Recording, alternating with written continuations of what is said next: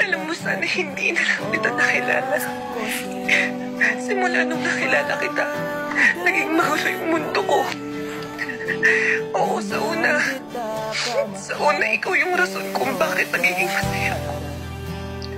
Pero bakit ngayon? Bakit ngayon nung sakit-sakit na? Sorry kung dumating ako sa buhay mo, ha.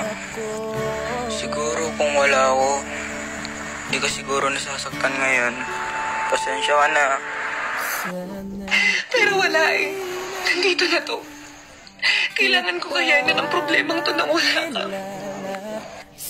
Paano kung mahal mo pa pero ang sakit na? Paano kung hindi na pwedeng ibalik yung dati niyong samahan? Paano kung masaya na siya sa iba? Kakayanin mo pa ba? Mananatili ka pa ba? Kayong alam na tapos na. Hindi ko alam tong nararamdaman ko, pero sana matapos na. Matapos na ang dating tapos na. Pinipilit kong kalimutan pero hindi ko kinaya. Pero sige, sa huling pagkakataon, kakalimutan na kita. At kung bibigyan man ako ng isang kahilingan, ayun ay, sana hindi na lang kita nakilala.